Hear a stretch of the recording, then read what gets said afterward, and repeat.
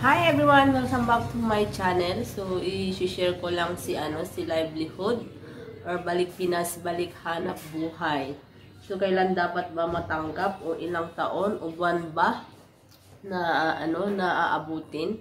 So, nag-apply kami ng aking pinsan noong last year, 2023, April noon, 26 or 27, basta andun sa katapusan ng April.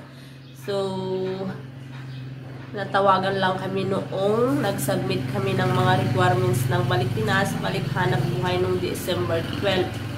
So, ilang buwan bago kami nakapag-seminar. So, April, May, June, July, August, September, October, November, December. So, 8 months bago kami nakapag-training. Natawagan ako ng December 11. Agad-agad akong nagpa-Isabela kasi nasa Ilocos ako noon. So, nag-apply kami ng April. December, natawagan kaming nag-training. So, matagal-tagal. So, sa mga hindi finished contract, ang kailangan nyo pagpunta kayo doon is passport, saka kontrata nyo. Kaya yung mga umuwi galing abroad, huwag kalimutan ang contract. Kasi yun ang isang requirements na hahanapin sa OWA. So, kailan ko ba natanggap ang aking cheque sa livelihood? So, April 17, natawagan ako na i-claim ko na ang aking livelihood. Balik Pinas, balik hanap buhay. So, April 17, pero 17, 18 ako nagbiyahe papunta dito sa Isabela kasi nasa Ilocos na naman ako. So, ang tagal, mag 1 year bago matanggap ang na-apply natin sa OWA. So, madaming nagtatanong sa aking YouTube kung natanggap ko na ba o kailan ba ako nag-submit ng requirements. So, nag-submit na kami ng requirements noong December 12. Tapos, natawagan na akong mag-claim April. So, halos 1 year na hintayin. So, sa mga nag-abroad na nag-apply, hindi na matawagan gaya ng aking pinsan na sa Saudi na is hindi na siya natawagan. Kasi nga, dalawang number ang nilagay namin ng aking pinsan. Siya, yung number niya at yung tatay niya. Ako naman, yung number ko at aking asawa. So, natawagan din siya, natawagan din ako. So, sa mga nag-a-apply, dalawang number ang ilagay nyo para make sure matawagan kayo. So, ayun nga guys, sa mga nagtatanong 1 year bago ma-claim ang ating OWA.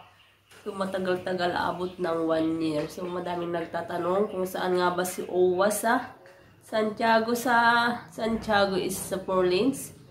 4 lanes, OWA, magkalapit lang sila. So, sa mga sumasakay ng mga van, doon nagdidiretso sa So, kung naman kayo, sa likod ni Florida, at saka si Sibmore, yung papasok doon, yung kanto na yun.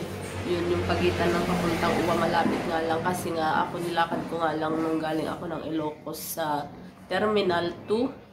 OWA kasi malapit lang sa likod lang ni Florida. Kasi Florida yung sinakyan ko. So, share ko lang si livelihood. Kung kailan ko natanggap is April 19. Kung natanggap, so madali lang. Ang kailangan lang is valid ID. Passport naman ang tinignan nila sa akin. Valid ID sa kayong passport ko. Yung SSS ID ko ang pinakita ko sa passport. Yun lang naman ang hiniling sa akin. Tapos wala na, madali lang naman mag-claim. Kasi nga nung sila Ate Rowena is madami sila sabay-sabay. Kasi nga hindi ako makapunta agad sa Santiago. Kasi nasa Ilocos ako. Kailangan kong magbiyahe ilang hours na bago makarating ng Santiago. So nung nag-claim ako is nag-iisa ako doon. Buti nga binigay nila. Kasi sabi ng lalaki, wala yung officers nila. Buti binigay sa akin. Sabi kasi naman yung tumawag sa akin, dadaanan ko lang pag galing ako ng Ilocos. Kasi 2 weeks na wala daw. Buti nga binigay sa akin. So, sa mga hindi finished contract na nanggagaling sa abroad is kailangan nyo ng kontrata. Saka yung passport, yun ang talagang kailangan. Hindi yung, ang tawag yan, yung boarding pass, wala yun. Basta contract yan. Passport. Madali lang namang mag-apply ng mga requirements.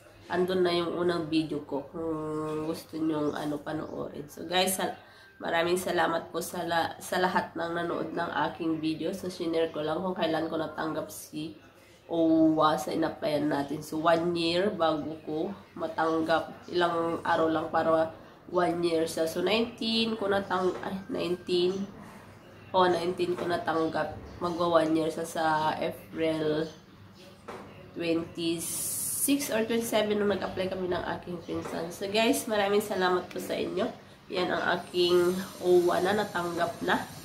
Kasi madaming nagko-comment kung natanggap mo na, kung kailan mo na-submit yung mga requirements. So matagal-tagal tatawagan din kayo kung kailan nyo i-submit at kailan nyo magki-claim. So hindi pare-parehas ang makiklaim nating pera. Meron yung si Ate Rowena is 10. May ibang 15. Sa akin is 20. So, hindi kasi ako naka-finish contract dahil si Amo is nag-migrate sa London. Pero matagal ako kay Amo, 8 years sigit. Hindi ko nga lang na-finish contract kasi nga nag-migrate na sila. So, sa mga nagbabalak pumunta ng OWA, kailangan mo ipa-xerox na si contract para hindi ka na anuhin doon, para i-submit mo na lang front and back kung kasi sa Hong Kong front and back yun ang gawin nyo at saka yung ID nyo. Madali lang naman guys ang requirements. So thank you guys sa lahat ng nanood ng aking video. Bye bye.